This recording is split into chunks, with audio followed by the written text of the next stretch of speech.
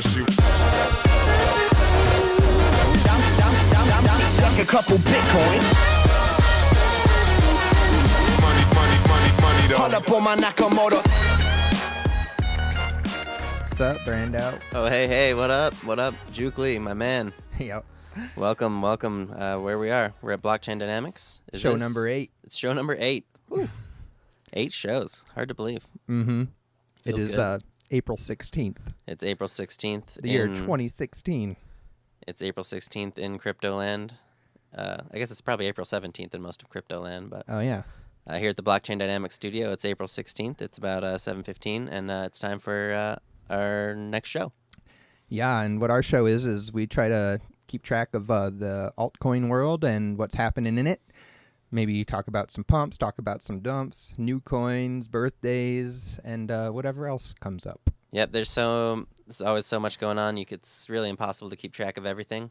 So we just are pretty much telling you guys some of the crazy stuff that we see every week in crypto. And so we always appreciate if people let us know what is going on as well. And to do that, we have blockchaindynamics.net. You can go there and you'll be able to contact us. Even if you'd like to be on the show, we're always happy to have people. And at the end of the day, I think we're all just better humans. I think you're definitely a better human if you go to blockchaindynamics.net. But also, we have a Bitcoin talk thread. It's just in the general altcoins section. Yep. And it's just the Blockchain Dynamics show thread. So if you have any feedback or if you know of anything cool that's going on, feel free to hop on there, private message us, post in the thread, whatever. And we've also expanded out to have threads in on the altcoinboard.com. Oh, nice. Which is related to that post coin that's trading on Yobit right now. Oh, very cool. And then also on bitcoingarden.tk, which is out there, and another good one to check out. There you go. I put it on another forum too, but it was like bitcoin.in or something. But right, that's like the Bitcoin Talk clone forum, right? Mm-hmm. Nice. So what you been up to in crypto this week, Brando? Not too much. Just did a little bit of work on the old trading bot. I've been spending a lot of time with that. Wasn't able to do too much in crypto. I had had a roller coaster ride with Neos this week. I know I mentioned last week that I had kind of a glitch in my trading bot, and it ended up buying like a couple of Bitcoins worth of Neos, kind of that unintentionally, and it bought them at like 5,000, which was funny. And then right after that, it was like the first spike that it had last week, and then the price kind of dropped immediately to 2,500. So I was really sweating it because I'd accidentally bought all of these Neos. But then I decided to just take the gamble and ride it out. And fortunately, this time it paid off because we saw Neos spike again, huge this week. So I sold in the 6,000 range. I didn't get too greedy on it, but I ended up getting a pretty nice profit on that stupid, essentially what was an accidental buy. Right into a free roll. Yep, right into a free roll, basically. So that's funny. So I'm obviously really happy about that. But other than that, I didn't get into too much trading this week. Yeah, I kind of just held it steady as well. I kept mining Steam and Nice. Orly, and I've been trading Ucoin still as it's been gaining interest. It's nice because I can finally sell and buy things that are being traded. It's always nice in a coin like Ucoin that normally has really low volume. It's really fun if you're holding a coin like that for a long time. When the volume does come, it's so fun to. Quite refreshing. Yeah, it's so refreshing to be able to actually trade your coins. So gotta love that. But mostly just been chilling, reading posts, getting through the last week of my day job. Nice. Yep. This is it. Juke Lee's going to be pretty much full time into the crypto world here, so it's going to be awesome. That's going to be so fun. I haven't quite admitted that that's what it is, but in reality, that's probably what is going to be happening. It's fulfilling. I did full time trading for about a year and a half, maybe closer to 2 years, and I loved it. Obviously, I'm back on the day job life cycle myself now, but I definitely miss those full time crypto days. Right. Let's see. There were actually quite a few Bitcoin talk posts this week, and there's a couple of them that kind of stood out to me, but we will go through all of them anyway because kind of just trying to be open-minded as well as cover everything because there's no real reason not to. And that's going back to when I was full-time in trading. That was my biggest asset was just I would always check every single post, and just usually try to check the post when it comes out. Do a couple follow-ups. Just make sure you're not missing anything really obvious that's just right in your face. And so that's why I think it's really fun to just cover all of the new coins, all the new posts, because then we can go back and say that, no matter what happens, we can go back and we're going to be able to see all of these coins that we've talked about. And we'll even know how wrong we were, which And can be fun. One of the things that we're kind of working on is a better method of keeping track, because we've probably talked about already over 100 different coins on the show. And so we're working on some new ways that we can keep track of them and maybe have like a list of all the coins we've talked about. Yeah, a spreadsheet on the website. Yeah, and it'll be like, this coin's been really quiet. There's nothing going on. These coins are really active. These coins are still mining. That kind of stuff. And it'll be a fun way to keep tabs on all the different things that have been going on. So we're really excited to have that in the pipeline. So going back to right after we did the last show, so probably Sunday morning or something, the first announcement was Rings. Rings is an open source peer-to-peer currency similar to Bitcoin with a new algorithm that they call Proof of Humanity. Nice. Do you know what Proof of Humanity is all about? What does that mean? Well, I suppose a CAPTCHA is about as good of proof of humanity as we get at this point. Right, I guess that is what they're for. So is it like I wonder if is it like a decentralized process of people just entering CAPTCHAs? It very well could be. That's what that Ray Blocks is, which we spoke about on show number 3 or something like that, if you recall.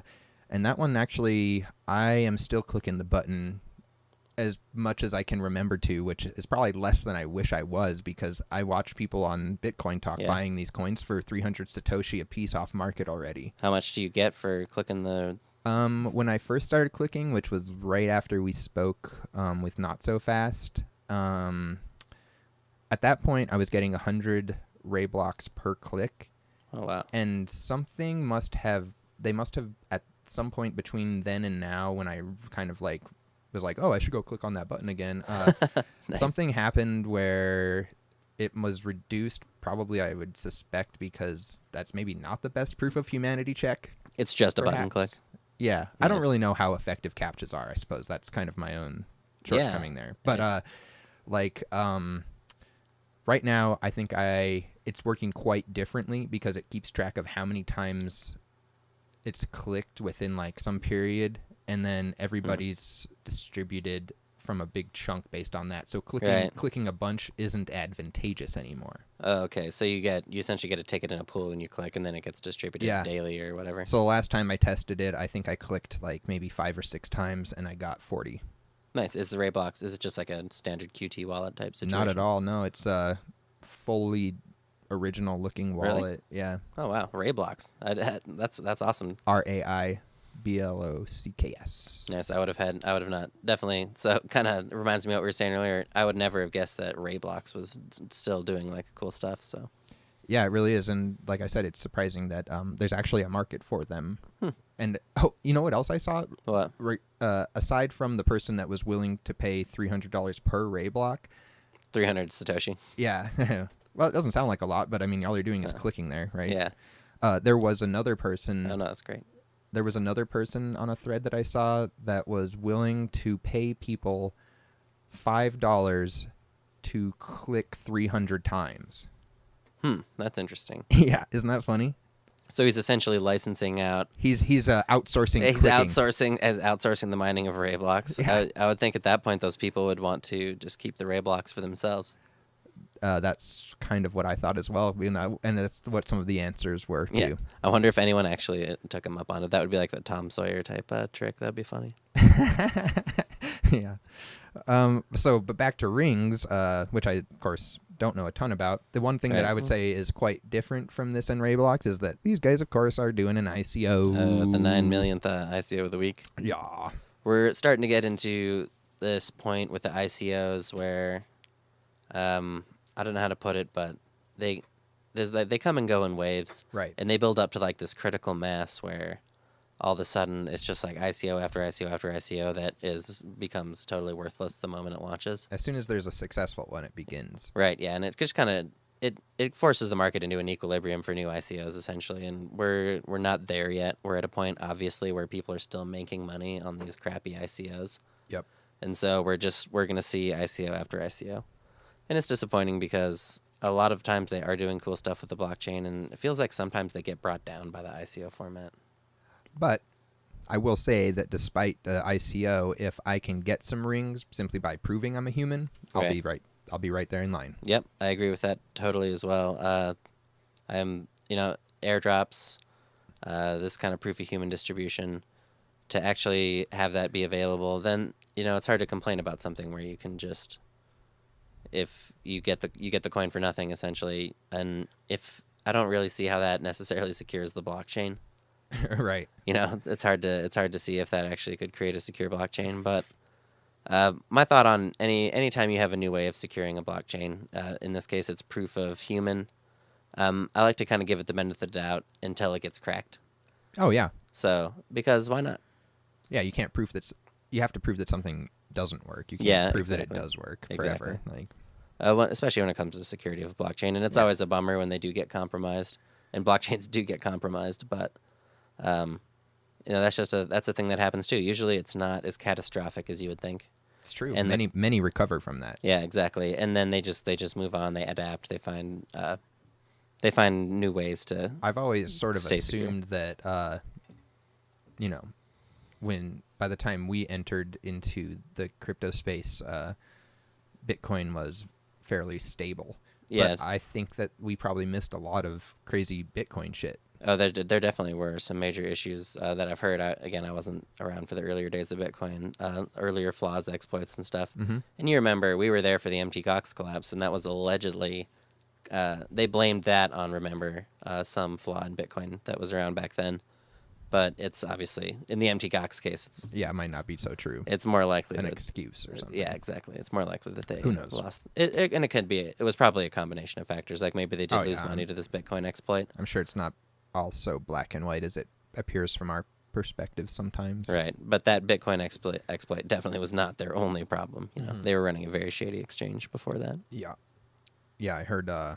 What did I hear recently? Big Vern's in China, right? That's what I heard. Big Vern, of course, is the Cripsy proprietor, mastermind. We kind of, I don't know what it was about our perspective, but we always thought Cripsy was just so shady. Yeah, Cripsy was top dog, obviously, when we got into coins with Dogecoin especially. But it still didn't work great. And people would just, we would just, it was like a running gag, essentially, in the IRCs and stuff about how terrible it was to use Cripsy. The deposit times were, even back then, just really inconsistent. Sometimes. Just inconsistent. Yeah. Like, sometimes it would be fine, sometimes it would be hours, sometimes days. Your coins would just, not show up in your balances sometimes. Just the kind of stuff. That's the best. Most of the time that exchanges go down, there are signs like that ahead of time. I feel that too. You very rarely will see a fully functioning, you use a site like Bittrex, you use a site like Poloniex, and even a site like C-cex or Yobit. And these are fully functional exchanges. They don't have any issues with any aspect of the code. On Yobit, sometimes the withdrawals can be delayed, but it's usually because of dead chains, and they have the wallet updater there to tell you what's going on. So, typically before an exchange will fail, you're going to see a lot of people complaining about withdrawals not processing. You're going to see just a lot of weird stuff, the site performing really poorly. And that's basically, we've seen that with every single major exchange failure that I can think of. Yeah. Going all the way back to CoinMarket. That's the one I wasn't sure if I remembered the name right. It was coinmarket.io, yeah, right? coinmarket.io, yeah. Yeah, I remember having coins on there, and man, we were just tiny little crypto fish right then. Yep, CoinMarket was one of the first alternative altcoin exchanges. They traded coins like Mint Coin, Digibytes. They traded Digibytes and USDE really early in their life. Leaf Coin they traded really early. And then they ended up, of course, going down. They disappeared. Hard. Ran out with all the money or and got hacked or whatever. slowly.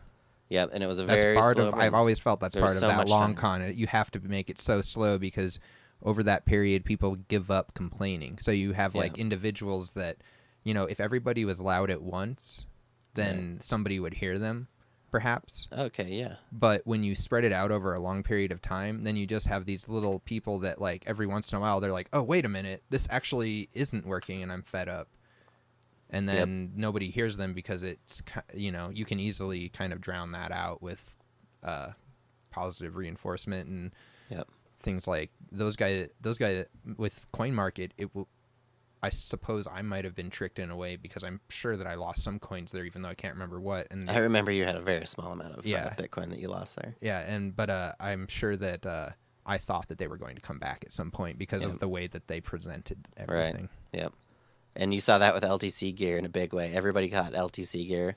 So many people just waited and waited for him to come back, and he kept stringing people along with update after update after update. It's like, sorry guys, I it's suppose done. MintPal's the same way too, right? Yep, exactly. And that kind of goes back to So the you point have to of watch for that stuff. and it's just, you know, it's nice because it gives me a degree of confidence in the current set of exchanges. I do feel pretty confident in Bittrex, in Poloniex, in C-cex, and in Yobit.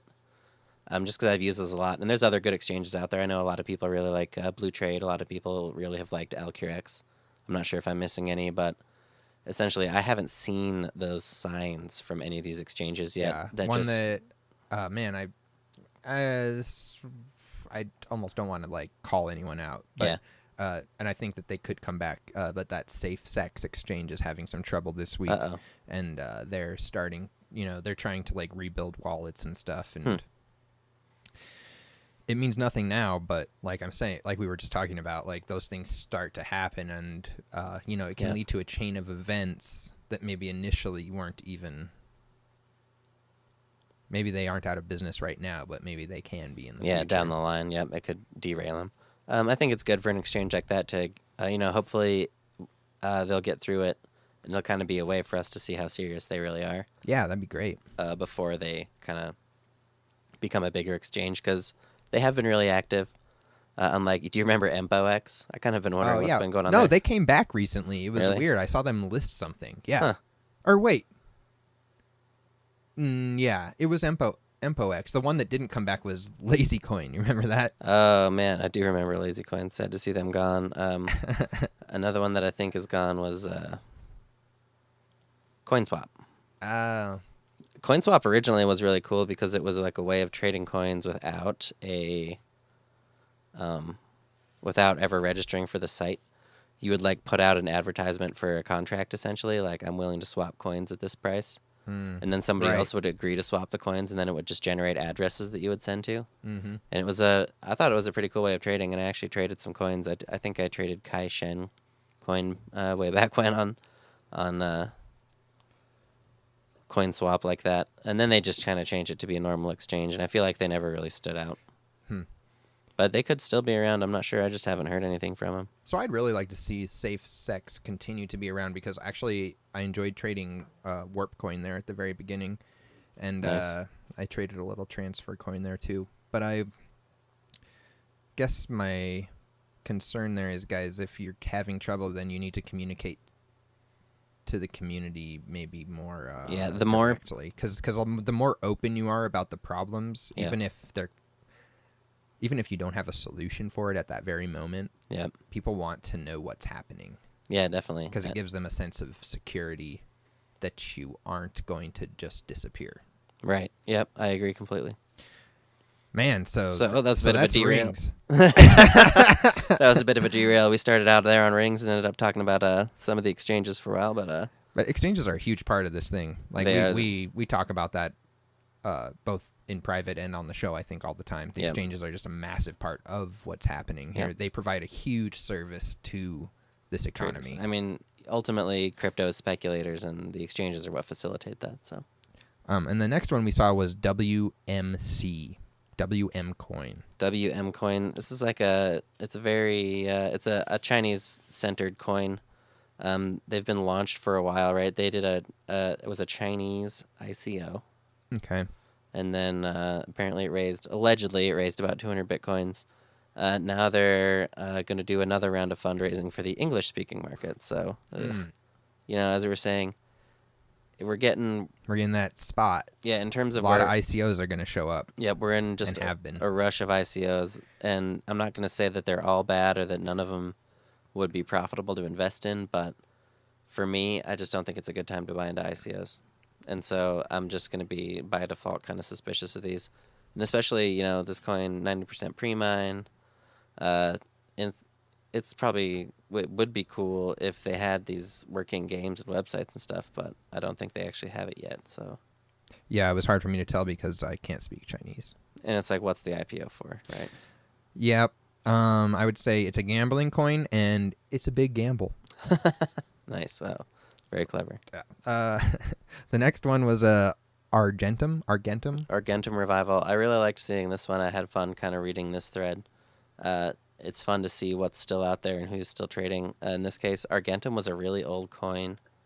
The name is slightly familiar to me, but I can't remember the launch. It came out in the summer of 2013. Oh, wow. So it's pretty old. It has a 19 Bitcoin market cap, so it's actually not doing very badly. But I say it has a 19 Bitcoin market cap. That was essentially its last Crypto price. I don't think it's even traded right now. Oh, okay. Yeah, So, I think you're right about that when I look at this thread here. So it seems like these people, my advice to the Argentum people is if you actually want to get a revival off the ground, you should pay for the Yobit listing.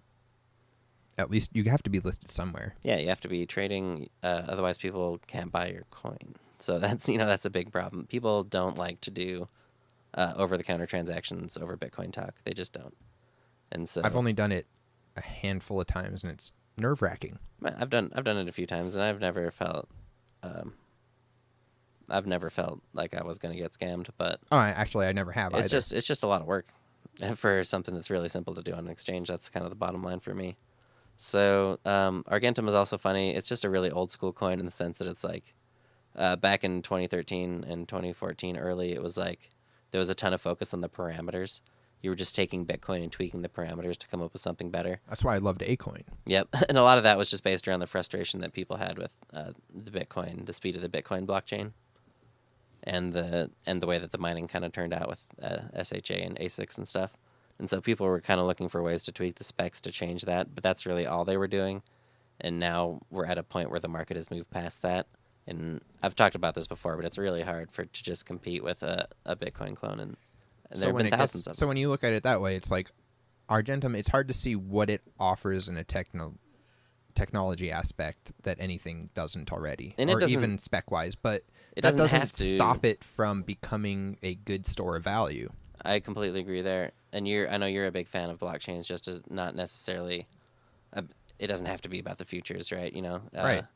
It can just be. Any blockchain can be a store of value. It doesn't have to be Bitcoin, and so it's kind of funny to see the ways that blockchains do store value. So that's why Argentum, I would say, should pool together and get a Yobit listing or something. One thing that that is how I view blockchains often, and one thing I've tripped out on is the idea of having family blockchains, which would be a private blockchain, but it would be a blockchain that only you would allow your family to invest in.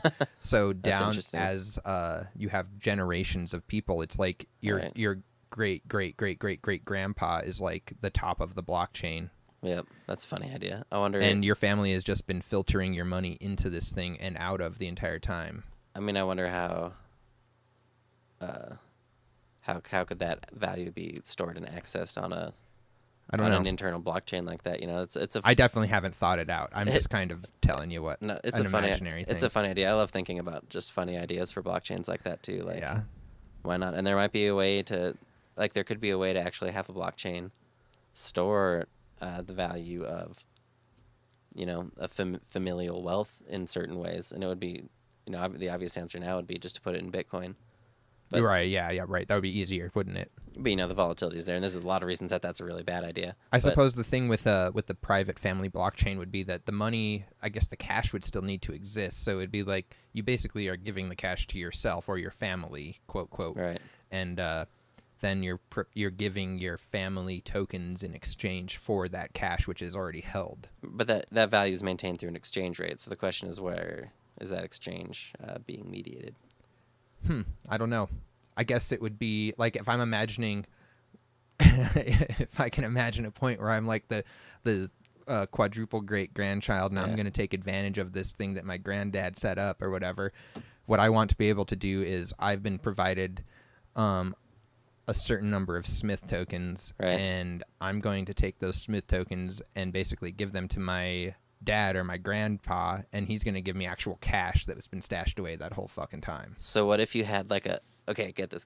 What if you had like a bot that controlled all of the Smith tokens? So it's not even It's like an independent artificial intelligence that controls the Smith tokens, and then it places buy orders on the market so that anyone with Smith tokens will always. So it'll be an indexed, or it'll be like a asset, kind of an asset-backed market, where there's going to be this bot that can set the floor for Smith tokens, and then you feed Bitcoin into this bot. That's how you add value to the blockchain. Right. So you're like, oh, I want to store some money in this family. You put Bitcoin into this bot. The bot places orders for Smith tokens, and then the Smith tokens are only distributed to the family. Exactly.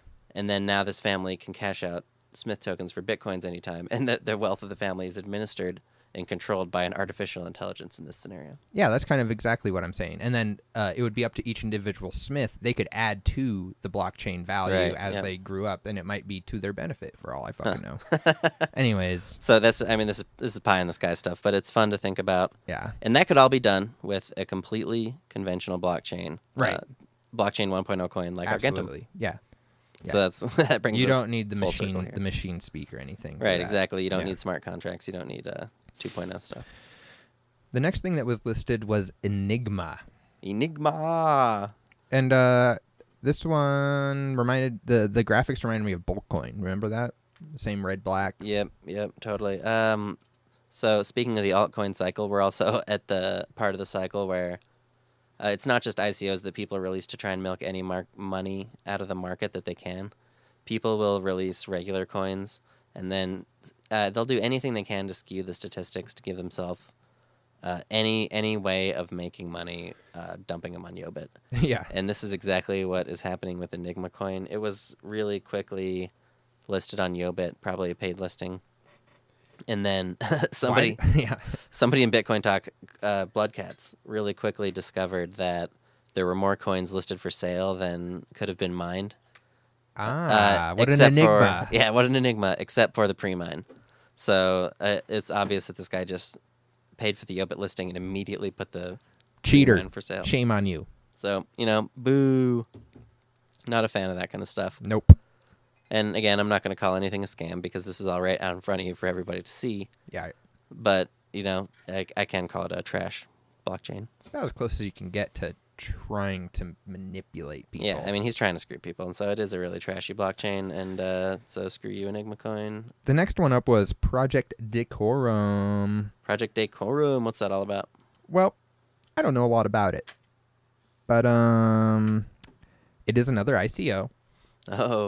Oh. It is related to MadeSafe. Okay, that's all right. No, I'm interested. So that's kind of playing off of how well I'd say Secure Exchange Coin is doing, right? Safe Exchange Coin. I always get that wrong, man. I still cannot get it fucking right. Once it's wrong in your head, it's going to be wrong forever. Safe Exchange Coin. We had the dev on the show a few weeks back, and they're still doing strong. I don't think they're at as high a price as they were, but I know they are still doing really strong. No, but I started trading it on the dip. It's been great. Oh, nice. Yeah. Yep. So, and it seems like anything that's in that sphere of the Safe network has been looking good. Yeah, and as far as Project Decorum itself is concerned, I honestly need to do quite a bit more research. But it's kind of one of those things where that's how you're supposed to feel in a way, because here you are looking at Safe Exchange Coin. Yep. Doing, I believe at its peak, something like 70x the ICO price. Yep. And here's another coin that's going to kind of work off of the same concept. I'm sure they're doing something completely different. If I was to invest in an ICO, I would be looking for this type of scenario. Like something playing off of the Safe network is a really cool idea. Things playing off the ETH blockchain. I would definitely not be looking at some of these just regular blockchain ICOs we're seeing, like WMCoin. So in that sense, that I think that as far as the ICOs go, Project Decorum might be okay. But what I don't, it goes back to what I've been saying about the whole ICO, the cycle of ICOs. Right now, why not? If it's a legit project, why not just wait for it to get on the exchange? Because they all, like you said, some do go way up, like Safe Exchange Coin. But there's usually plenty of time. Well, that's why I say, like, I'm now trading that. I didn't find something that I considered a safe buy-in until it dropped 50% from its top, Yeah, that's true. But, I mean, I would rather play most of these coins after they hit the market than try to gamble on the ICO coming up good. Just because there's so many coins being rushed out right now that you can't play the odds very well. If you're just throwing money at coins randomly, you're going to end up losing. So you have to have an element of judgment there, and it's with ICOs, it's very tough. Oh, and well, I guess I should have mentioned right off the bat that Decorum, what it is specific, like broadly, I suppose, is that it's a social network built on the Made Safe network. Okay. So, neither of us are totally. We're not very social networkers. No, we're more but basement networkers. Yeah, exactly. We're on the blockchain dynamics network. But one thing that it shows me is if this becomes a reality, that Made Safe network has a lot of potential. Yeah. I wouldn't say that Project Decorum is my thing, but You're I right. would say that shows me the Made Right. Safe network might be my thing. Okay, I like that analysis. This does. I really agree with that. This Project Decorum makes me more interested in the Safe network. Once again, even though I'm not interested. just like SEC did. Yep, totally. Even though I'm not interested in Project Decorum. I also think it helps you can judge a certain amount of something about the Made Safe network when you look at these things, because you once mentioned about Augur, how you didn't suspect that the price of the Augur network could outrank the price of the Ethereum network, right? It's the same thing with these, right? Mm-hmm. So the combined value of these two networks shouldn't ever be more than the Made Safe network, should it? I would agree with that, unless I specifically think about Augur because it requires the ETH tokens to facilitate the transactions. Okay. And so these have their own tokens to facilitate those. Right. So for me, it depends on the extent to which they could be independent from the network they're on. Mm-hmm. So I could see the possibility of an ETH token exceeding the value of Ethereum. If it didn't require ETH to. And I don't mean just the actual Bitcoin price. I mean like the value of the blockchain. Right. And I could see that happening, but it would have to be essentially. It would have to be a huge expansion of the Ethereum blockchain, and it wouldn't, use the ethers except in a tangential way, probably. Yeah, I understand what you mean. But who knows? Rep, the Gatecoin, the Rep token. I don't know if there's any place to get them besides Gatecoin yet, but it's at 0.1016 right now. Have you? Yeah. So wow. it's holding right there. It's holding right there at parity with Ethereum, basically. It's a lot of money. Yep. The next one, this one actually was double posted this week, so we're gonna MoNet. just kind of smash it all together. It's a MoNet. This is like throw everything in the bucket type coin. Like, Yep. I mean, this is the coin for the people that were ballsy enough to just mine it right off the bat are going to get a lot of the blockchain. If you follow the rules, right? Mine what you can. Yep. Set up the masternode. Start staking. You're just gonna have such a huge advantage. Yep. And the POS reward is really large compared to the mining reward. Oh yeah. And so it's just going to be. Did this have an IPO too? 1 million coin ICO. The POW reward is 0.2 coins per block. 700,000 burnt. So ICO. But that's the thing about the repost as Masternode. well. So this one's very interesting. I guess I want to start at the beginning. This one is posted, and it tells you that it's going to have 1 million coin pre-mine for the ICO. Okay. The proof of work is going to be 0.2 coins per block. Okay. That doesn't sound very good, right? That seems like it would be about 2 million blocks to offset that ICO. So that tells you as a miner that this is something to watch out for as a miner. A lot of times miners there'll be high profile ICOs, and people will think that they can get a lot of money by trying to insta-mine the mining once that starts. But you have to look at the parameters. And this is one of those cases. It's going to take 2 million blocks before the mined coins. There's not even that many coins mined. So almost all of the value of this blockchain is going to be from the IPO coins. And so it's going to be incredibly hard for anyone to make money mining it. Okay, so agreed. That's exactly what that would tell me as well. And then so what happens is a few days later, he reposts And all of a sudden, he has burned 700,000 of those coins. So now he has 300,000, which is still a fucking shit ton if you think about it. But this is for a development fund. And now that's better. So he's reduced his pre-mine from 1 million to 300,000, and that actually spurred a lot of mining. And I have to admit, it made me feel like I wish I had gotten some of the initial coins, because you actually would have been able to have. You wouldn't have had as many as the developer, but you certainly would have had enough. Did he distribute those coins? Were those coins distributed as part of the ICO? They have not been distributed, as far as I know yet, but they will be distributed maybe as part of somebody building certain functions for the network, you know? Well, yeah, I got to agree with your assessment there, I guess. Might have been fun to have mined, but I still think that reward is probably too low. And you might get a few people that, like, within the first couple of minutes, or not, the first couple of hours of it trading, the price might be high enough, but I bet it won't hold. Yeah. Yeah. The next one was one that I think was on the show before. We definitely talked about it, but it was the new money again. The new money. Dollars and cents. Yep, this goofy guy, his name is Solomon Dollars and Cents, and I like the fact that this guy keeps posting announcements, because this stupid name cracks me up. Yeah, it is funny. And like, it's somewhere between somebody that has the best intentions and is just not presenting it correctly, and then on the other side is somebody that's just trying to take your money. Like, I know. I noticed they had Vindine 8 on the promo on this one. Sure. So obviously he does promos. He does promo services essentially. So, what that tells me is that they are investing a little bit into the project. Yep. So that's better than could be said for a lot of IPOs. So I'm looking. Again, I'm not going to be buying into any IPOs. I don't think now is a good time to do it. But as far as the IPOs this week, the fact that they are investing anything into not just keeping the money for themselves means they're willing to spend money to make money. Exactly. So that tells me that I have a better chance of getting a return on this than I do on some of the others, but I'm still not interested.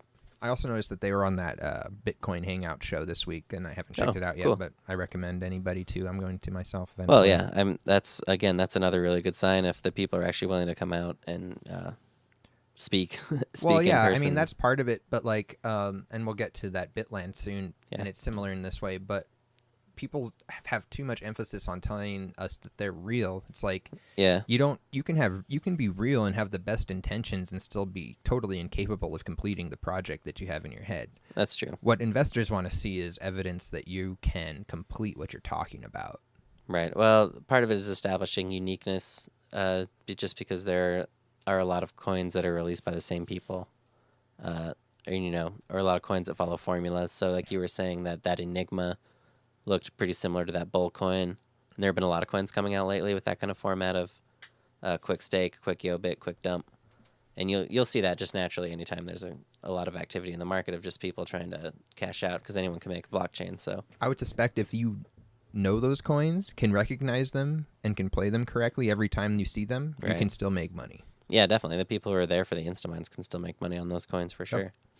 And so when it comes to dollars and cents as well, this is since we have mentioned this before, this is now the second round, so they're now more expensive, of course. It's a second ICO round. They have they have a really weird distribution schedule, really aggressive price hikes for the later investors, and very suspiciously high sellout rates. Which, right. Oh, yeah, exactly. That's just something that I really don't like to see. No, it shouldn't happen in the real world. Right. It doesn't. And again, like we kind of talk about this before, this is the kind of thing that you would expect to see in like a real venture capital company. If it's such a big deal, you would expect it to not be distributed through Bitcoin. It should be on that Shark Tank TV show. Yeah, exactly. You'd expect it. You'd expect people to be taking it more seriously than a Bitcoin talk post. And so that's those are just flags. I mean, they never tell the truth. Yep. But they do tell us something. Yep, exactly. The next one is Listcoin, which was locked. And I think this was just a joke, but honestly, I'm not sure I got it. No, I don't know what this. He posted a really weird image on it. I don't know what it's actually from. It's from a movie, obviously, but Gotta watch more movies. yeah, apparently I got to catch these Bitcoin talk jokes. Colored Chain was next, and this was probably like the least inspiring thing for a while for me. Yeah, this is the least. Yeah, this is like the slickest presentation, least inspiring coin post for me in a long time. Not much to say about it. Just another big old IPO. I guess, and I didn't mean to be negative either, but what I can't understand is with so many of these frameworks popping up that say they're going to do the exact same thing, why would they all exist in the future? Maybe some of them will, though. Maybe they have special features that I don't realize, because when we look back at the blockchain 1.0 things that are now, there's like 2 a week that are 2 years old, 1 year old. Like they just survive. So there's nothing different about these in essence that shouldn't make them survive, but I don't yet know how to identify those aspects of them.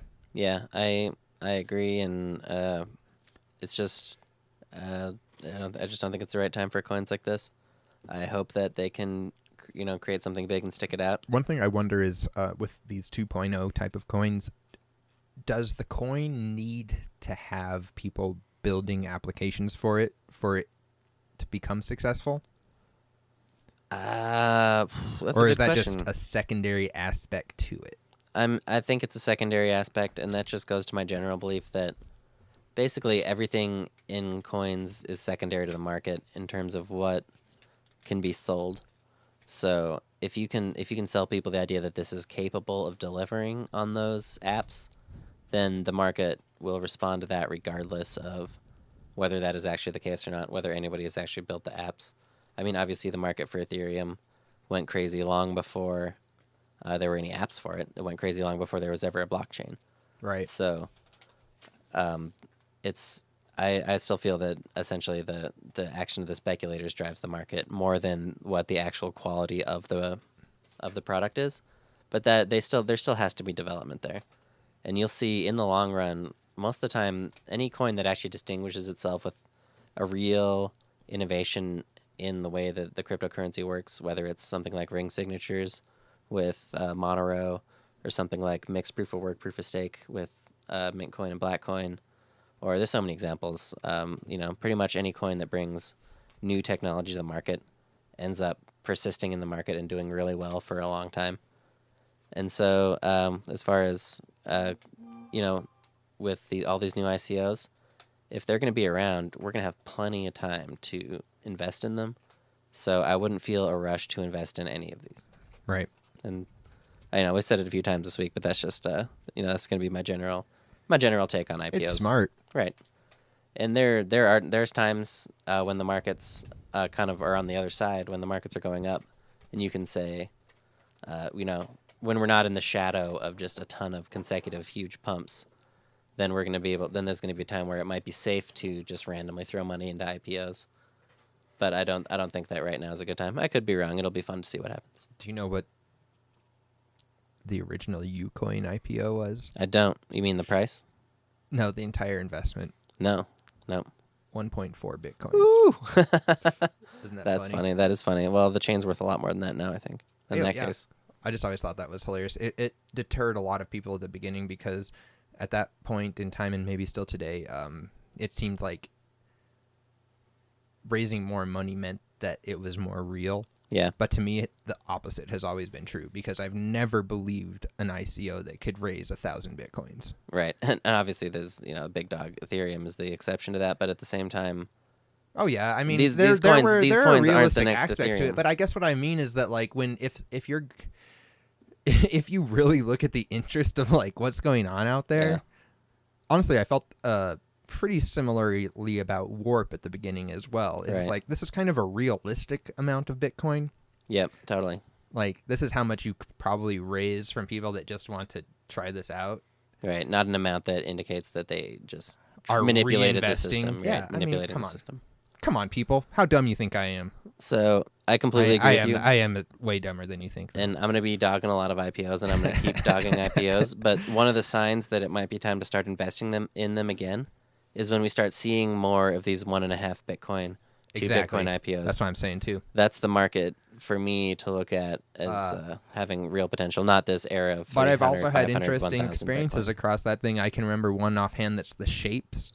It was a coin called Shapes. Yeah, I remember and, Shapes.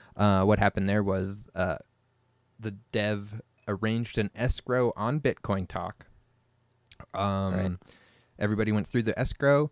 The dev somehow convinced the escrow holder to release the escrowed funds before the arranged time, Ooh. got the Bitcoin, and then the escrow holder ended Oh, up no. refunding all of us about, well, whatever we individually agreed upon. For me, it was maybe like 75% of what I had originally invested. Huh. I always thought that would have been hilarious if it was all an organized scam. Like, If he was the escrow. yeah, wouldn't that have been hilarious? It's like, I'm going to make like negotiated. 10% of whatever anybody submits. Like, they're all going to feel bad for the escrow guy and just give him a little bit. That's funny. That's hilarious. That's my conspiracy. But I also Yeah. just remember that one as being a low profile one that didn't work out whatsoever. Yep. There's definitely scams at all the scales, but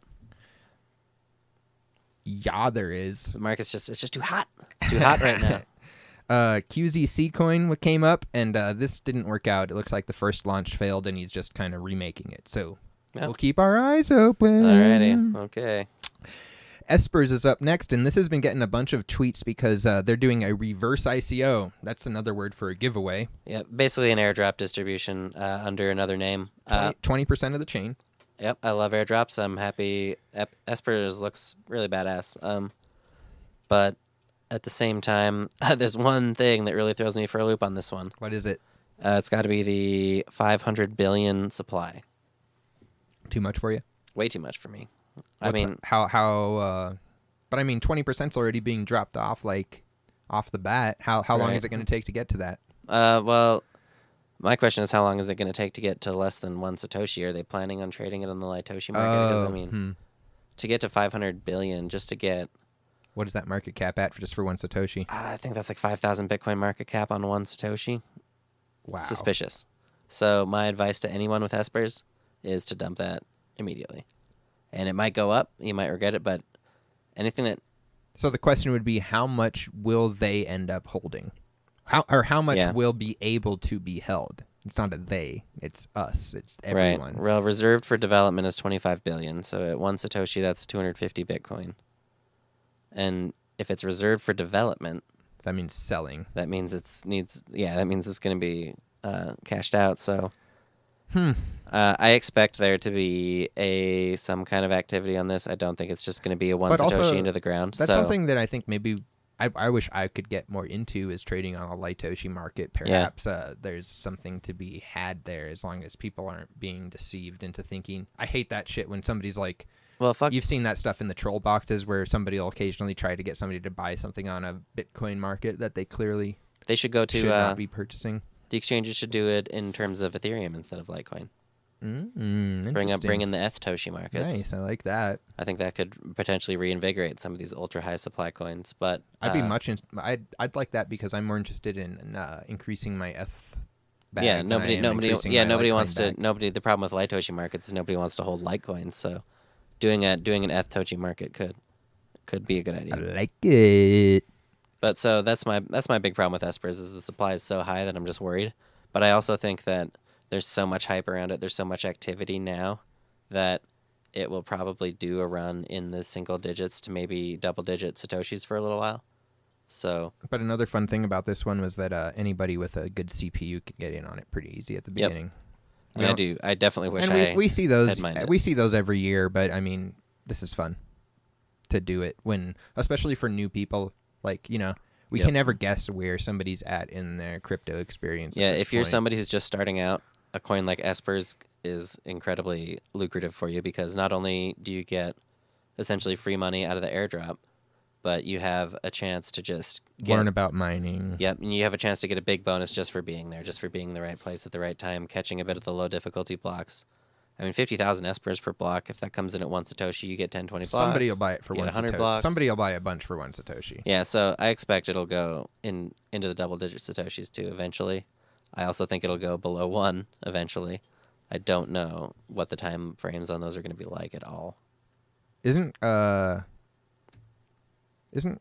this one Quark? No, it's a custom algorithm. Oh, right. HMQ That's why they're able to do that with the with all the right. CPU. Anyway, and there's a lot of reasons to be suspicious of custom algorithms, but I don't, whatever. but Let it's 'em still mine. a fun one. Yep. Always get those free coins. Just do it. Yep, just do it. CryptoClub is the next coin up, and this one's older, and they're trying to revive themselves, which is always something people should do. Keep it going.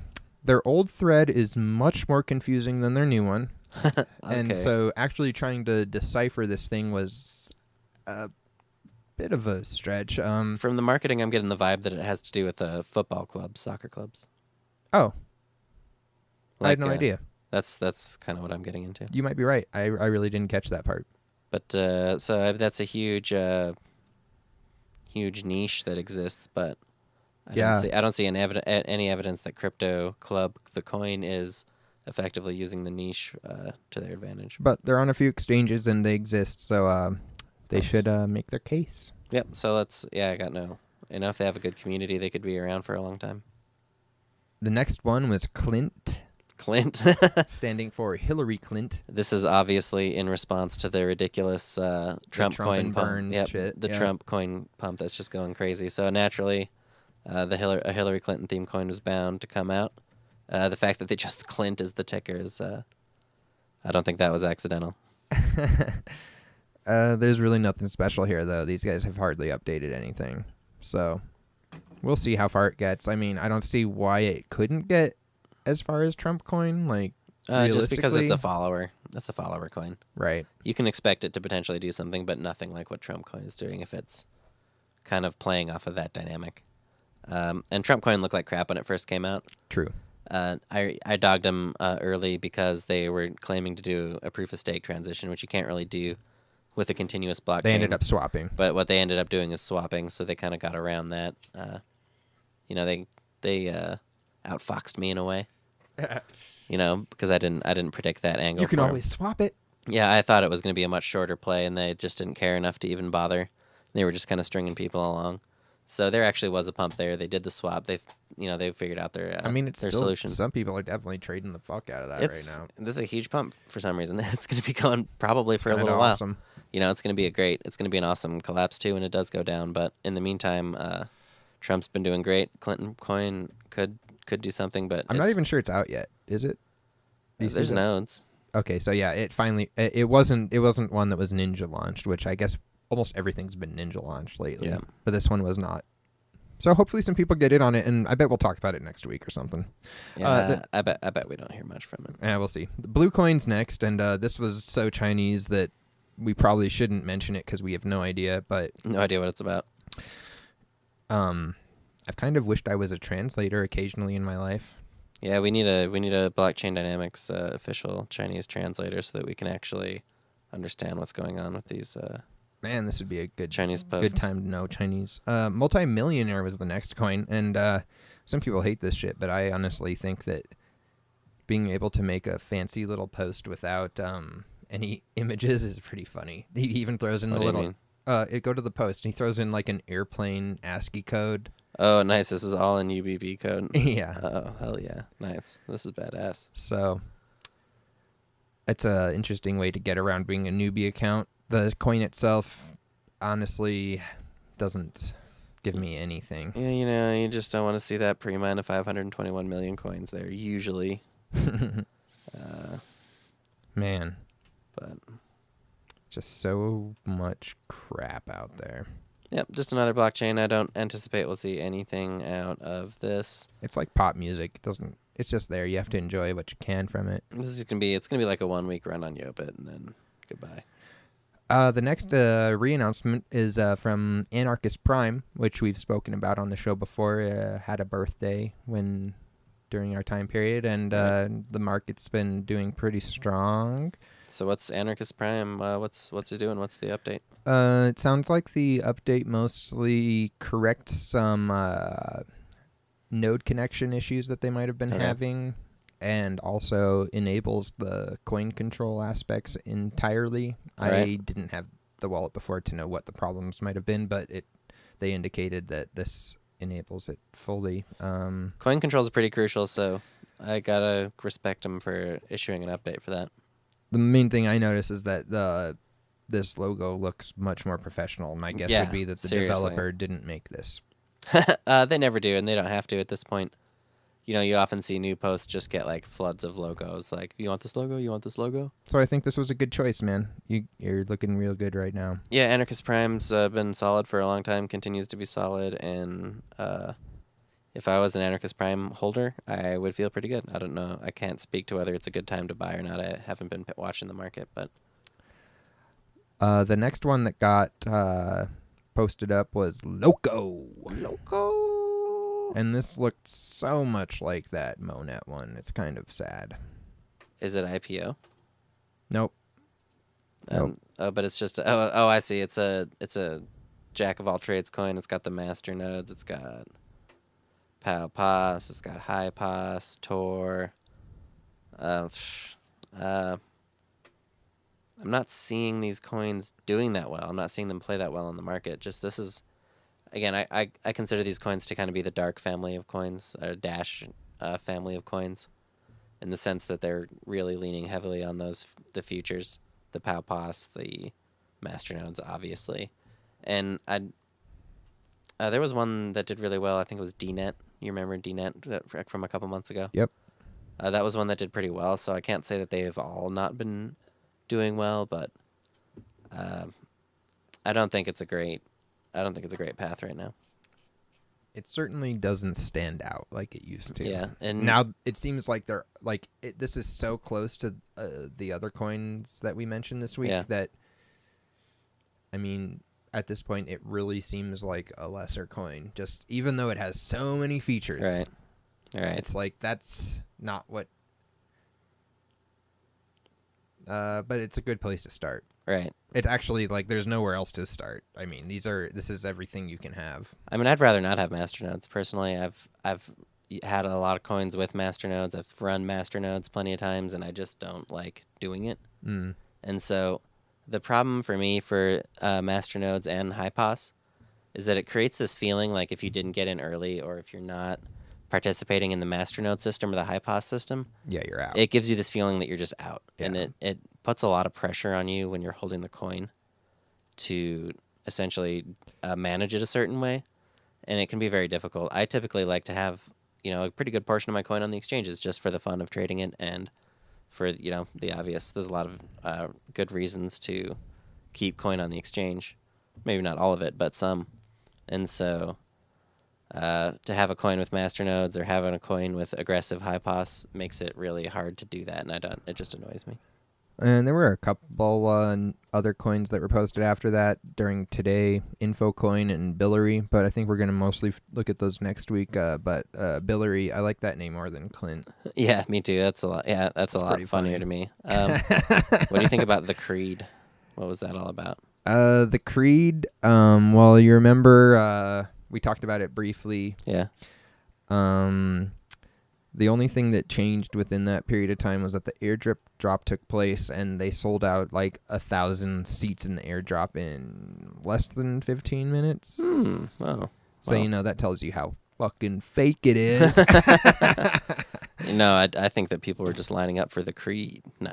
Yeah, right. You're right. Right. Somebody's scamming the airdrop there, probably, unfortunately. It's sad because it's such a nice distribution model too. It's like they missed the entire fucking point. Yep. Okay. One hilarious thing that was brought to our attention this week was that Ethereum was sold down to 7 Satoshis on Blue Trade. Yep. I think you mentioned that Not So Fast had tweeted about that. Mm-hmm. But it's like, we have to talk about it because it's unbelievable. I mean, can you imagine being the person who or any of the people that had these just ultra low bids on Ethereum got hit? It would be incredible. Man. Just instant. We're talking. That's a big fucking increase in. Yeah. That is a 250,000 to 1 turnaround. I mean, that's crazy. So, man, congratulations to you. We're amazed by that stuff. Person who bought ETH at 7 Satoshi, you are my hero. And I don't know if this is just FUD or what, but there was an interesting post about the Cryptsy cold wallet of Right. unobtainium being moved to Bittrex. So this was some internet detective work that got done. Apparently, there was essentially, allegedly, the exact amount of coins that was on the Cryptsy cold wallet showed up as a deposit on Bittrex, and is just kind of available to see in the Bittrex distribution screen. Yeah, and of course this is going to be controversial because Cryptsy is defunct and supposedly under court order to not be doing anything with their wallets. Right, exactly. So, these are essentially coins that they don't own. And so for them to suddenly show up in a Bittrex wallet. But at the same time, I'm not going to, I would never trust I don't think the rumblings. I don't think the case is necessarily closed yet, but it's, Whew, that's interesting. I'm glad I didn't have I mean, the wallet's there. much on Cryptsy. The wallet's there. Yep.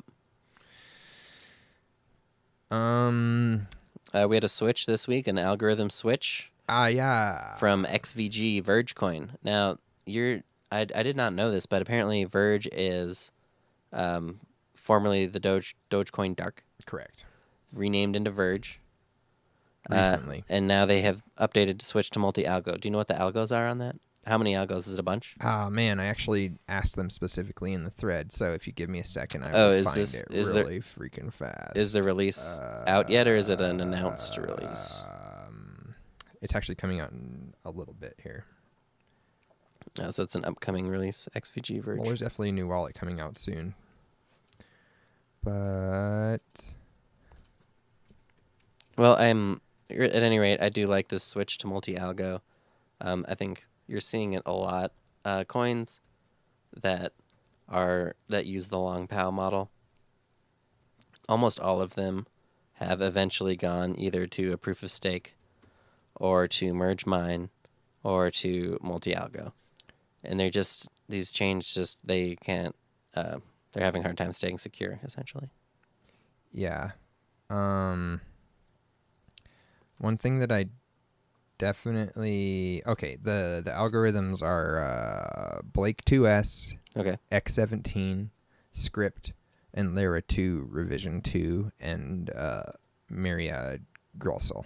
Nice. Good selection. Yeah. And the reason that they switched was because they had a huge attack on their chain that was driving the difficulty up, sometimes as high as 1.5 terahashes. Woo! That's hilarious. Yeah. Dogecoin Dark, man, I mined that at launch. Mined quite a few millions. I know I sold them at like 5 or 6 Satoshi, but that's one of those ones that's been really fun to watch. It started out with a low profile, just built this huge community coin following over time. And I like to make fun of these coins that are just like, it's just like a bunch of coin words rammed together. In this case, you had Dogecoin, which is really popular. You had Darkcoin, which is really popular, so they rammed them together and named it Dogecoin Dark. But it ended up just doing really well for a really long time. And then they've rebranded it to Vergecoin, and there's always been a ton of development going on. It's never been one that I've really held regularly, but it's a coin that I've kind of built up a lot of respect for over time. And for me, the big question is the Poloniex listing. If they can get that Poloniex listing, they've been really active for so long, and it's hard to say. It's always hard to say like how Poloniex is deciding to list these coins, because I would think that this would be an obvious candidate, along with some of the other coins that have been on Bittrex for a while that I would have expected to see, including NLG, which we'll get to later. So that's kind of how I feel about Verge. I really have built up a lot of respect for these guys. I don't regret selling cheap early because it was a great profit at the time. Right. I do regret not trying to build up a little bit more of a long-term position through trading. But yeah, I have a feeling it'll be around for a long time. Yeah, I'm looking at it now in that light as well. Just like if it does manage to stick around at this point, it could become kind of huge, kind of as big as Dogecoin, unfortunately, for my perspective, just because when it first came out, it seemed like such a joke, and I imagine that's how Dogecoin seemed as well. Yeah, totally. Yep, seriously. It's amazing what can happen. So In other news this week, Bittrex had a bunch of new rules this week. What is this all about? Oh, I felt like they might affect your bot. What's the $2,000 daily limit, and then if you exceed that, you have to provide photo ID. Oh well. I mean, that wouldn't be much of a problem for you, but you might be within that. Yeah. That's. I'll probably have to address that. I get that they're doing this. I don't think it's really going to impede regular users very much, but do you think it's weird that it's on the trade volume rather than the withdrawal volume? I do, and I don't. I mean, what's that about? What would that possibly be for? Yeah, I don't. Maybe it's a regulatory concern. I don't understand. It feels like it must have been something like that. Like I don't understand why they would change anything that wasn't not mandated by law at this point. And their trading is their bread and butter. I mean, that's where their fees come from. That's where they get their money. So for them to put this restriction on the trading, when I first saw it, I just shook my head because I make a lot of money from trading on Bittrex, and so I don't like to see them make business decisions that I think aren't very good. Right. And I don't agree with the way that they've implemented this change for the reasons that you said. So I really do like Bittrex in a lot of ways. Obviously their security reputation is really good, and I've been trading there for a long time, and it's really easy to trade there. They have really robust tools and stuff, but at the same time, it's just I want to see them do better. I want to see them get more volume, for my sake and for theirs. Sure, yeah, makes sense. And so, for that reason, I definitely don't like these limits. Why limit the trading? Put the limit anywhere you can, but the trading. Yeah, like anywhere, anything you can limit possibly, except for the amount of trading people can do. Then do that because you're already making money on the trading. Yeah, that's what people want to do. Weird. No, but anyway, whatever. What we don't have all the info. No, I assume from their position they made the decision for the reasons that make sense, but right. Exactly. From where I'm sitting, I don't like the change. I understand. It's one of those things with companies, they never have to tell you what the hell's happening. Yep, oftentimes they can't. That's kind of most of the news that I was going to talk about this week. Yeah, I wasn't, like I said, I wasn't as tuned in as I always have been. I'm really keeping an eye on the AMP market right now, just because, I mean, it's the newest coin on Poloniex, so obviously there's a lot of interest to it. The degree of the spike right after it got listed is just ridiculous. I mean, it's up just an insane percentage of where it was originally trading on Bittrex, and so obviously it had to come down. My question for me is, where's the floor on this? And I'm really looking out carefully for it. When can I start? I'm planning on starting to buy AMP again once I do think we've hit that floor. Mm-hmm. But that's a risky thing to do because you never know how long it's going to be. But sure, I'm pretty happy with how I've done on AMP so far, and I'm curious. Before the pump, looks like it was trading in the thousands still, so it never got too low. I'm trying to see what the lowest point on AMP was. Yeah. Looks like lowest it got was probably in the 5,500, so it's close to kind of returning to where it was at before it got the Poloniex listing and all the hype there. So I think we're close to a bottom here. Interesting. And so I'm expecting at the very least a short-term spike, if not a long-term one, sometime in the next couple weeks. But nice. I wouldn't buy and hold. If it does go back up over 10,000, I would be nervous about buying and holding. But I'm probably going to try and buy a little bit here in the 8,000 range if I can. Yeah, I've been watching it as well, and pretty glad I didn't buy it 15K. Nice. I did. I mean, I bought a few really early into the pump, but I was able to flip them enough to come out ahead on it, so it was fine. Yeah. And then I held them, so obviously I would have been better off holding those profits or selling those profits at 25,000, 30,000 than holding them down to 8,000, obviously. But I've been using them to trade anyway, so it works out. Right. So yeah, that's most of what I've been up to. I didn't have any super fun scores on Yobit this week. Usually that's kind of that's like my bread and butter. Waiting for somebody to buy something stupid. If nothing else happens. I'm really sad to see Gorilla. I'm not sad to see. I really love Swag Bucks. Yeah. just because they've been so consistent for so long, and they're up again in the 150,000 range, up, I don't know, 15x from where the resting position has been. And so I'm disappointed that I wasn't able to buy any. I just had a buy order up that never filled. So, I'm a little frustrated to see that. The Destiny saga continues. There was that huge dump, and then they got listed on Bittrex this week, right? Right. And then, so that was a huge... Or last week, yeah. Was it last week? Yeah. So there was a huge spike following that. And now we're kind of watching to see how that has settled in.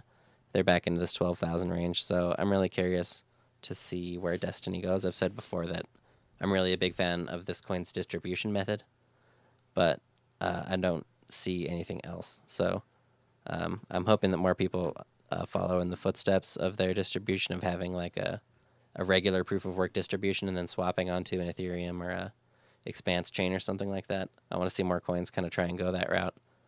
But for now, all I have is Destiny in that regard, so I'll keep an eye on it. Yeah.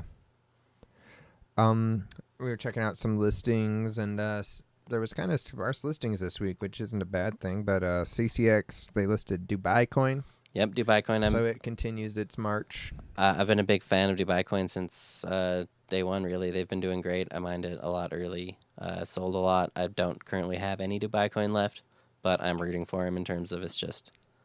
I've loved watching this market. It's been such a solid market. It's been a really long-term market. That's what I like to see. I don't like seeing something go up 10x in one day and then dropping back down to its original price and like by the next day, I love seeing coins that have this slow, really controlled rise. And Dubai Coin has really been the epitome of that for me in terms of these coins that are not on major exchanges, new coins, small coins. Very, very rarely do you see one that follows such a solid trajectory as Dubai Coin is right now. So I really got to give these guys, whoever's doing it, whatever their motives are, I can't say, but they're doing a real good job of making a fun market. Nice. And right before the show, Bittrex listed SAR, which, man, I could not find any information Yep, about. I don't know a single thing about Super SAR. hard. Crypto Juggalo on Twitter linked to like one Spanish announcement, and that was about the best thing that I found. I mean, it would be cool to me, as an English speaker, I really like the idea that there are, foreign community blockchains that I don't even know about. Yeah, for sure. Obviously, there are blockchains that are popular in China that we don't know the first thing about. Sure. And I'm curious to see what other regional blockchains exist out there. So if SAR is a regional blockchain that is really doing cool things in a community that doesn't speak English and isn't really connected to the Bitcoin talk scene and stuff, I think that's really sick. Yeah, it'd be dope. But at the same time, I have no idea what's going on with SAR. I don't know if that's the case. I don't know if that Agreed. is what this coin is about. Yeah. So for now, it's just an odd listing on Bittrex. Mm-hmm. It was a paid listing, I think, right? I have no idea, but I know that they did this thing in their Slack this week where they were trying to get people to vote on coins, and they were kind of saying that they were going to end up listing some of the more popular ones, and that hasn't happened right. yet. So that'd be fun to. I mean, if Bittrex did a round of listing, I think that would be great at this point because I think they need to get back to their roots. They need to get more scrappy. They are acting as though they're a top tier, as though and I do consider them to be a top tier exchange, I guess, but they're acting as though they're still in competition for number one position when Poloniex has so clearly taken that mantle. Sure. And so I want to see him be a little scrappier again. I want to see him more active with the listings. I want to see them just really pushing a little harder to come up with new stuff. And they definitely have been working. They've done a lot of site revamps. A lot of people aren't necessarily huge. The site fan of itself it, is working great. But the site itself is working great. But I just I know what you mean. I'm excited to see what they come up with as far as these new listings. Yobit listed Mojo, which is Mojo, that IPO. That's what's the price? It was doing pretty good. It was at 500 at one point today. Nice. So that's good. I mean, that's about what it started at, and that's a solid price. So if they can stick to that price, for the next couple of weeks, that would be a good sign. Coexist. What's that all about? Is that I don't based know. on the bumper sticker? Yeah. No, it's definitely an older-ish one, and I'm sure they just somebody paid for the listing. Nice. GameBet. This one's pretty interesting. We covered its ICO briefly, I believe, and their website actually seems functional, which is cool. they're allowing people to bet on things that range from the NBA playoffs to Really? yeah, to like Counter-Strike games and other types of computer gaming. Just kind of a basically betting wagering website. Okay. I like what I'm seeing from GameBet so far. I give a lot of these types of coins a lot of crap, but they might be putting their money where their mouth is, and that's what I really... That'd be cool. My favorite thing is to be proved wrong, especially when it comes to IPOs. So, GameBet looks really solid out of the gate, and I do want to watch it. Some of the details that I didn't quite understand about GameBet, so I'm obviously not going to get them right, is that they aren't actually using GameBet on the site, right? So it's like the GameBet, when you're buying that, you're buying basically, if you want it to be, you can get part of the profit share of the website. Oh, so it's like the token of ownership of the profits of the website. That I don't like. Yeah. So, because I find it more interesting as you don't have any way of asserting or claiming that ownership. You couldn't be like, oh, well, the token. Right, yeah, but you can't be like, oh, this token, it doesn't legally entitle you to anything. So True. So what does it actually get you? If you're not illegally entitled. That'd be a good one for the Ethereum blockchain then, right? Because then potentially it gives you... It could automatically entitle you to a share of those profits, perhaps. Yeah, potentially. Yep. So if that's it was written like a yeah. contract. Nobody's actually pulled that off yet, but that's the promise, So you're totally right about that, and that's GameBet. I don't like hearing about that news. But if they're paying out to gamblers, which I have no idea about, it could be a fun thing for someone who likes to gamble or something on sports. I don't know. I'm personally not a sporter. Have you ever sported, Brandon? No, I've never bet on sports, especially, but I do like the idea of prediction markets. I've come very close to registering for predicted and in trade, but back in the day, but I've never actually gone through with it. The last one we saw was Enigma, listed on Yobit. Enigma, and this is the one that led that guy to instantly call the developer out for having way too many coins on the exchange for a new listing, essentially. So heads up. So yeah, I wouldn't. The final listing I wanted to mention was Oh Really. Oh Really? What's it's on Alcurex? Yep.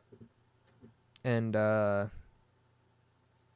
think I managed to be the first trade on there, Brando. Oh no, really? Yeah. Nice. What was the price? 200 Satoshis. Woo! That's great. Yeah. That's but, I wasn't really trying to make any Bitcoin because it was a super small amount. It was like 0.003 something or whatever. Sure.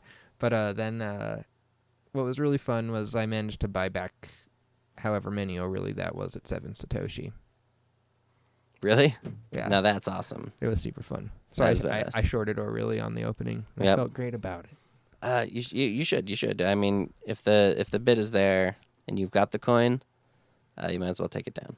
But so I've lost no Bitcoin and I've gained some really so far. It's great. Some people like to complain about people dumping down markets like that early, but ultimately, if the coin has the strength and the interest and the actual value in that blockchain, it doesn't matter what you do in the early stages of the market. Like, the market is going to be fine. That's one thing I've learned, especially with coins where I've had sometimes large shares of the market, like 10 to 20%.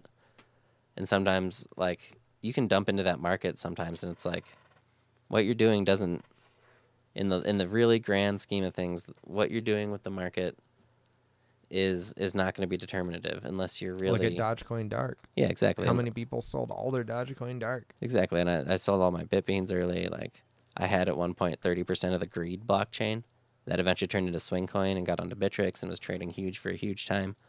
And I sold all of them, It's like, if it's a real blockchain with real development and real interest, the ability of somebody to sell through a supply of coins is going to be there. So, it's not like you shouldn't feel as a trader that you need to feel guilty or something about taking a good price in the market. Oh Because no, that's a sign of somebody that is trying to manipulate you. Honestly, Yeah, I've seen that's devs exactly do it. that, dude. If Yep. they're trying to make you like the Crave, right?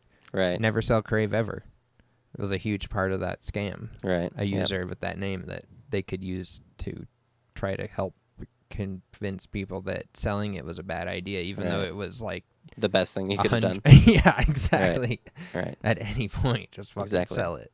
Exactly. So, yeah, that's really my thoughts on that. I hear you.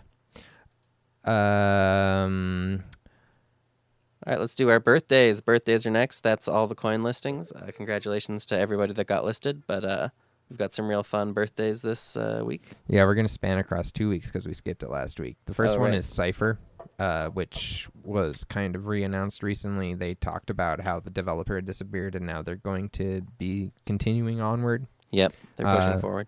regardless of whatever that was. This is their 1 year birthday, so happy birthday. Yep, and the strength of being around for a year shows that as far as potential takeover coins, Cypher might be potentially a good one just because They're on exchanges already. they're already on exchanges, they have infrastructure, they've been around this long, and if they are able to pull off a good switch, you're likely to see some kind of a spike around that. The next one was 1 year old is Transfercoin. Boom, Transfercoin. You've been trading that lately. How's that been going for you? Well, I don't think I bought it the best time, That can happen. but it didn't go terribly. Nice. Okay. It's a wash. Do you still have any? Not at the moment. I'm waiting. Nice. I like the coin, but I had trouble connecting to the network to get the master node going, Oh, bummer. and nobody really wanted to help me very much. Again, going back to my complaint earlier about having run many masternodes, they're very finicky, and a lot of them are cloned from the same Crave lineage, and they suck essentially. They go down all the time. I haven't tried running them on Linux. I've only ever tried it on a Windows, so maybe it's better over there. But my experience has always been really frustrating with them, just restarting them constantly and that kind of stuff. So I can understand that. But the coin, yeah, no, totally. But the coin itself is doing really well, and Right. it's a year old now. That's going back all the way to they took somebody at one point. The This was original a rebrand. yeah, right? exactly. The original dev is gone. Was so- this WTF coin originally? No, that was what the fuck coin, which became Right. World Trade Funds. Oh, right. What Yeah. was Transfercoin originally? I know it no, was. it was Transfercoin originally. What was? World Tran- Trade Funds? No, Transfercoin was Transfercoin. Oh, it was launched as Transfercoin? Yeah. Okay. Interesting. Yeah. So anyway, there's Transfercoin. Still around. And happy birthday. Awesome. And then as far as dead coins goes on our 1 year thing, it was great because there's a Pepe coin that was launched Pepe. 1 year ago. 1 year ago, we joked about this coin when Pepe launched, which has now been rebranded to Meme, which has turned out apparently to have been a Prometheus like pump and dump classic scam or whatever. Not scam, definitely not a scam, but a pump and dump situation. So the question for me with these coins, with any Prometheus coin, is it going to come back? I've seen him do a lot of nice pumps or whatever. The coin in Meme, was Pepe, now is Meme. It had a pretty good run, but now it's down to 700. Usually the pattern on these coins is that they just keep going down. I would really like to see one that bucks that trend, Right. because then who cares if it was down? If it was down for a little bit, if it's down for a month, that's fine.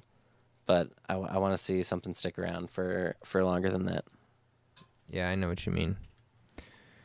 But unfortunately, last year's Pepe coin that was born a year ago, I can't say the same either because it is dead.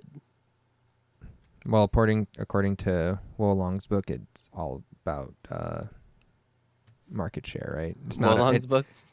Yeah, that God book. It's not up to nice.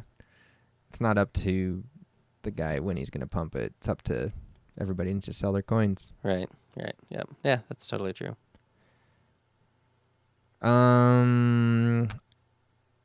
The 2 year birthday is Golden Coin. Yep, NLG was born 2 years ago this day. I have a soft spot in my heart for NLG, another coin that I was able to mine at launch. This is one of the few coins that I actually sold directly on Bitcoin Talk. I sold it back when this launched. It usually took quite a while to get to an exchange. Like, even to get to Crypto Rush, it would take like a week or two.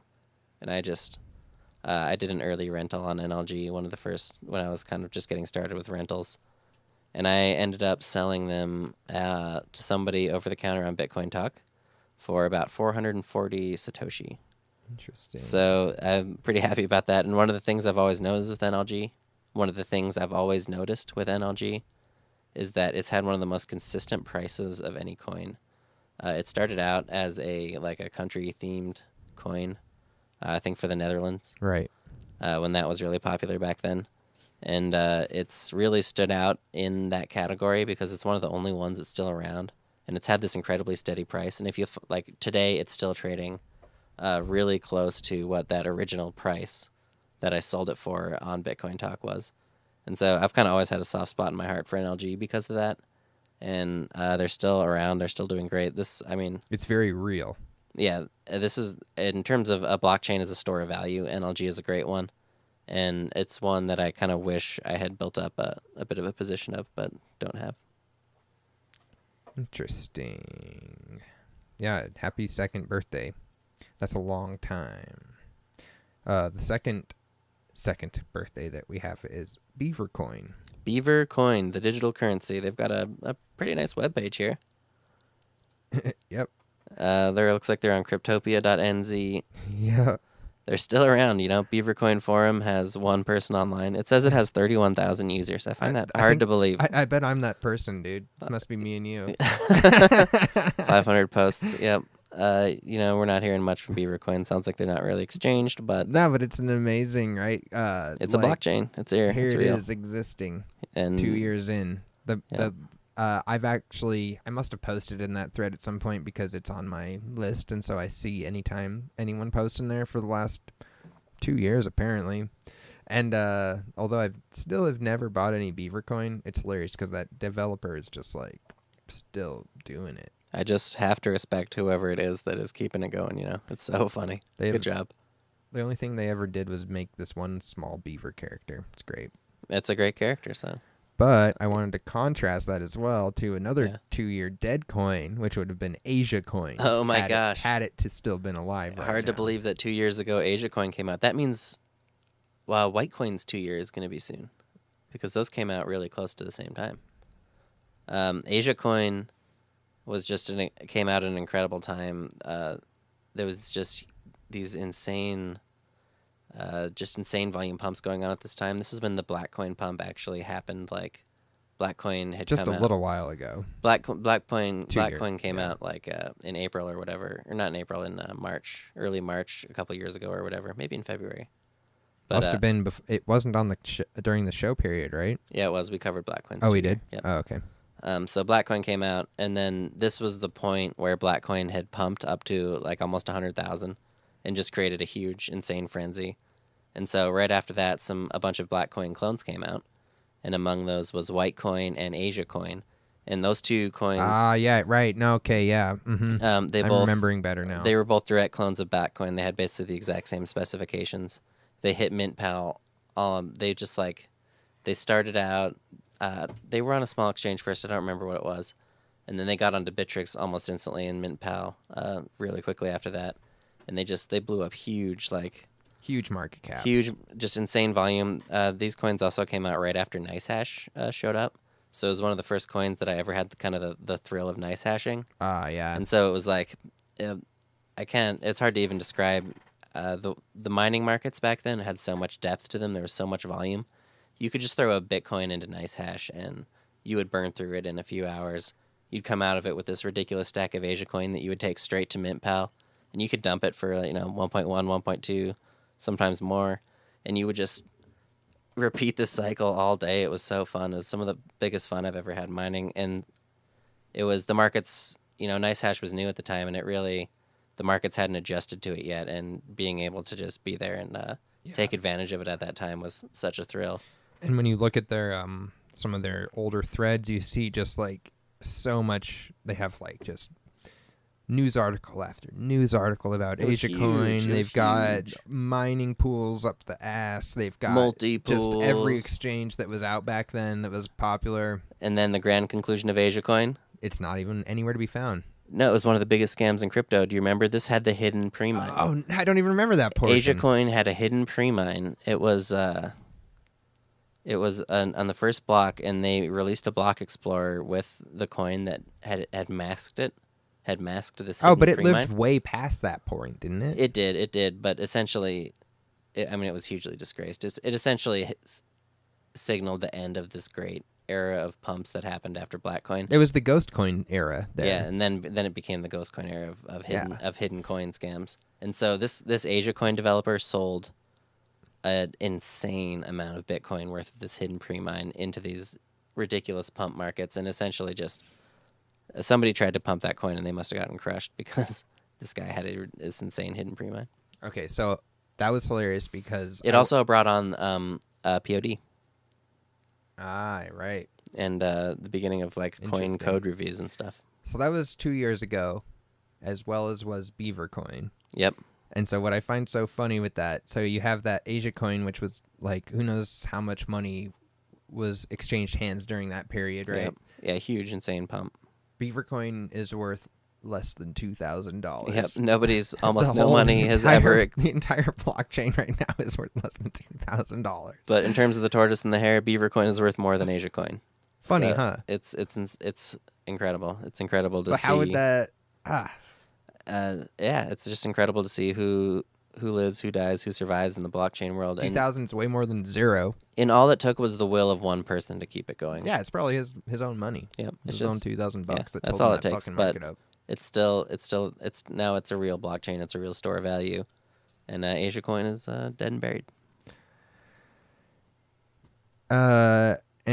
So will be show number 8, Boom. Buried and Dead. There it is. Show number 8, blockchain dynamics. There you have it, folks. Man, really fun week in crypto. Just some really interesting coins. Espers. Espers is going to be a fun one. That's the one that stands out to me. I'll be watching the ones that are kind of clones of each other, Loco and MoNet. And as much as I've been trashing on the IPOs, I do want to keep an eye on Decorum, Colored Chain, and potentially New Money just because it's so absurd. Well, and you know that like CLINT might be fun to trade too. Yeah, definitely. So definitely a few coins to look at. It'll be fun to see what happens to them. Oh yeah, and Anarchist Prime, of course, is going to continue trading probably for years. Oh, yeah, that's going to be around for ages. I don't know how to begin trading it, but I think it's going to be around for a while. Slow and steady wins the race. Yep. So there you have it. Show number 8. Blockchain Dynamics. I want to thank everybody for listening. My name is Brandon Doge. I'm Jukely, and this is Error by Trial Radio. Peace.